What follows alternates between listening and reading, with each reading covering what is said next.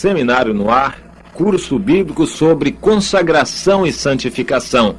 Aula número 1, na natureza de Deus. Este é o assunto que queremos trazer para a sua consideração, porque, afinal das contas, é um assunto primário no que diz respeito àqueles que querem viver para Deus. É um ponto essencial no efeito que pode ter o seu testemunho. A sua felicidade depende da sua consagração a Deus. O seu valor perante Deus depende do grau de consagração que você tem para com Ele. O que você conseguirá fazer aqui na terra para Deus depende em grande parte da santificação da sua vida. Nós queremos comentar estes assuntos, dos quais depende toda a sua felicidade, depende o seu galardão eterno, depende até mesmo o fato de você estar ou não na presença de Deus. Vamos começar este assunto falando sobre a natureza de Deus. Quem é Deus para nós? Eu creio que toda religião começa pela definição das suas entidades superiores e supremas. No nosso caso, nós temos bem definido o que nós temos em mente quando falamos de Deus. Quem é Deus para nós? Deus é tudo. Ele é o Todo-Poderoso. Deus é o Senhor do Universo. Deus é a entidade máxima. Para nós há um só Deus. Nós não estamos preocupados em defender a existência de Deus. Nós o conhecemos. Nós queremos que você o conheça cada vez mais.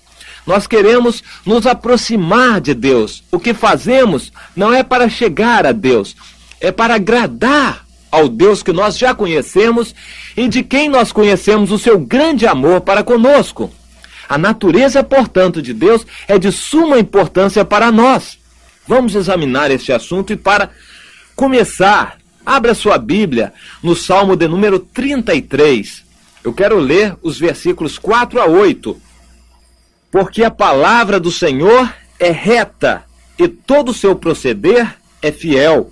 Ele ama a justiça e o direito. O Senhor, não só Ele é justo, Ele ama a própria justiça e o direito. A terra está cheia da bondade do Senhor. Os céus por sua palavra se fizeram, e pelo sopro de sua boca o exército deles. Ele, o Senhor Deus, ajunta em montão as águas do mar, e em reservatório encerra as grandes vagas. Tema o Senhor toda a terra, temam-no todos os habitantes do mundo. Sim, temam ao Senhor todos os habitantes do mundo. Por quê? Porque Ele é o Senhor, Ele criou o mundo, Ele sustenta o mundo, Ele governa todo o universo, os planetas, os sóis, as estrelas, o sistema planetário de um modo geral em torno do Sol, os sistemas interestelares, tudo isso Deus criou, Deus sustenta. Ele sustenta as leis da física, as leis da matemática, as leis da química, as leis da astronomia. O Senhor sustenta todo o universo. O Senhor é maravilhoso. O Senhor é o Todo-Poderoso. Ele consegue ajuntar as águas do mar. Ele consegue fazer chover, deixar de chover. Ele torna uma terra em deserto, em assolação. O Senhor é tremendo. O Senhor é o Todo-Poderoso. Não somente Ele é o Todo-Poderoso, mas Ele é santo. É perfeitamente santo. Ele é justo, Ele ama a justiça, Ele ama o direito. O Senhor é tudo isto para nós. O Senhor é a própria verdade. Ele é a razão de nós vivermos. O Senhor é a razão de nós buscarmos a Ele.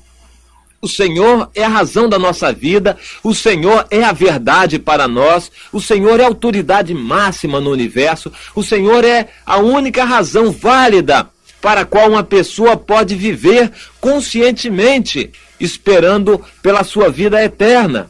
Sim, Deus tem tantos atributos e é bom que guardemos esta palavra, este versículo 8, dentro do nosso coração. Temam-no todos os povos. O temor de Deus é o princípio da sabedoria.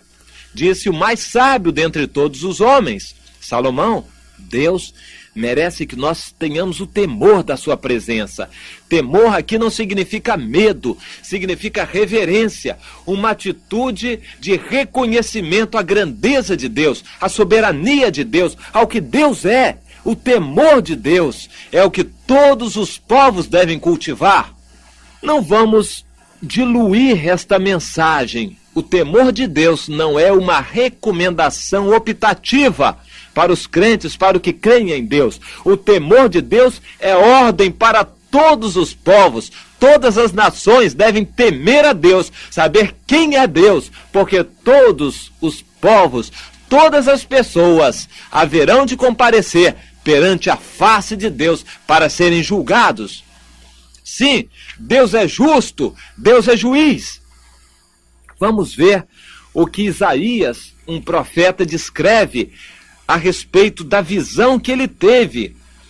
Quando ele entrou no templo, ele teve uma visão gloriosa. Deus se revelou a ele. Ele viu assentado sobre um alto e sublime trono, que ele não consegue descrever como é. Ele viu que havia o Senhor, Deus estava lá. E ele diz que o trono era sublime. As abas das vestes do Senhor enchiam todo o templo. Ele não diz como eram aquelas vestes, mas ele sabia que o Senhor enchia todo o templo. Serafins estavam por cima dele, os anjos voavam com 6 asas, 2 cobriam o rosto, 2 as pernas, com 2 asas voavam, e eles clamavam uns para os outros: Santo, Santo, Santo é o Senhor Deus dos exércitos. Santo, Santo, Santo é o Senhor Deus dos exércitos. Esta palavra tem que ter uma compreensão clara daqueles que amam a Deus, daqueles que querem servir a Deus, daqueles que querem se aproximar de Deus. Deus é santo. Esta prerrogativa de Deus deve estar em nossa mente quando nos aproximamos de Deus. Se Deus é santo, não se pode achegar-se à presença dele de qualquer maneira. Deus não admite que se achegue à presença de Deus de qualquer forma. Ele é santo.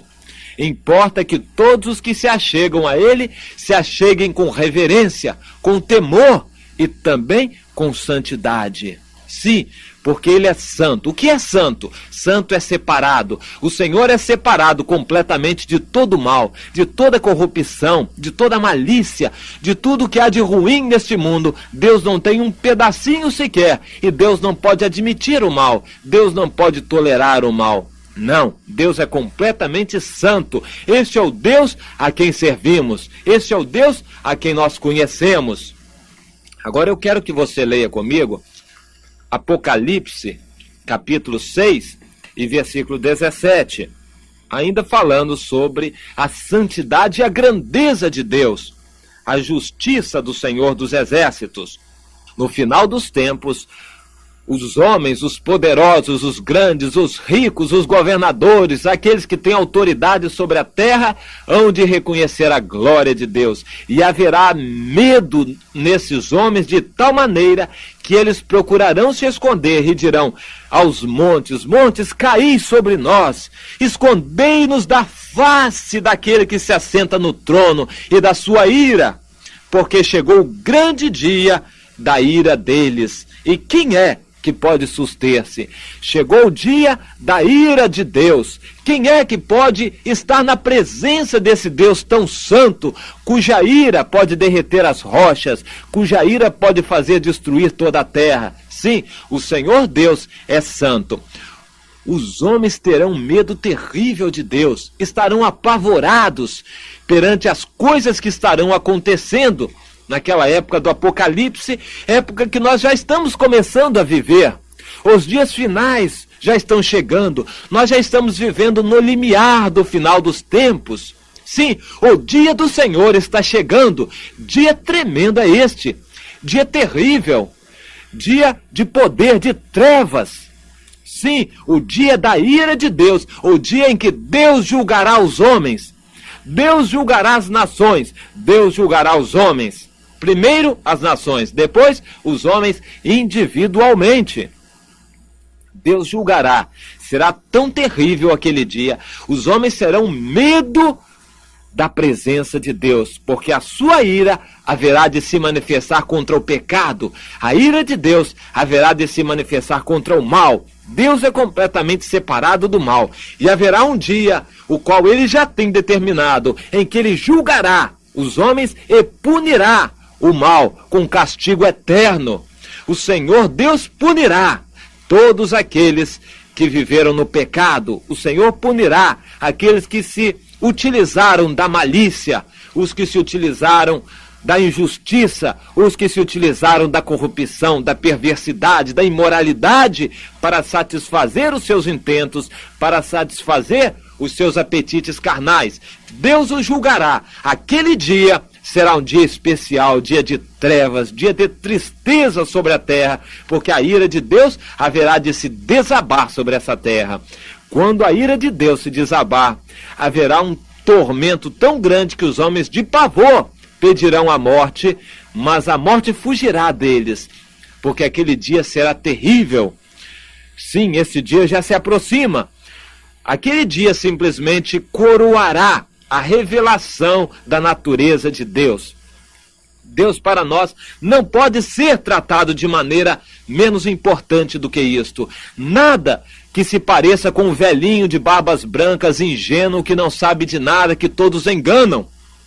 É a impressão que muitos têm de Deus, que Deus é um velhinho que passa a mão na cabeça das pessoas e não enxerga as coisas que as pessoas estão fazendo de errado. A pessoa esconde suas coisas erradas, colocando sua mão para trás das costas, esperando que o velhinho não vá ver. Mas Deus não é assim, Deus não é este velhinho, essa é uma imagem deturpada a respeito da natureza de Deus. Ele não é tolerante com o mal, Deus é santo e não pode tolerar o mal. Deus é justo, é terrível, Deus é tremendo. A Bíblia diz que Deus é bom, mas é justo. Deus é bom, Deus é amoroso, mas Deus é severo. A Bíblia diz que nós devemos considerar a bondade e a severidade de Deus. Nós devemos ter a imagem de Deus como a Bíblia nos ensina. A imagem de exatamente de quem é Deus. Nós precisamos compreender que Deus é o Deus que nós servimos, porque isso vai redundar na qualidade da vida que nós dedicamos à religião que abraçamos. Não é questão de religião, é questão de um relacionamento pessoal com Deus. Com que Deus? O que nós temos na mente a respeito de Deus? Sim, isto vai dizer como nós vamos gastar a nossa vida. A imagem que também as pessoas têm a respeito de Jesus é uma imagem distorcida, mas nós queremos que você entenda que Jesus é o Filho de Deus, que tem autoridade, que tem o poder, que agora é o Senhor a quem nós nos submetemos. E uma vez que eu criei nesta mensagem, eu me rendo a Jesus e eu obedeço em tudo. Eu sou completamente servo de Jesus Cristo. Eu sou submisso, minha vida é toda dedicada a Ele, porque para mim o mais importante de tudo é servir a Deus, é agradar a Deus. Porém, se eu não tenho esta visão a respeito de Deus, se você não tem essa compreensão a respeito de Deus, então Deus para você não vai ser nada. Você vai gastar a sua vida de qualquer maneira, vai considerar a Deus como se fosse um seu igual e vai se misturar, misturando as coisas de Deus com as coisas do mundo. Isto certamente não é agradável a Deus. Esse é o nosso assunto, nós vamos continuar nele na próxima aula.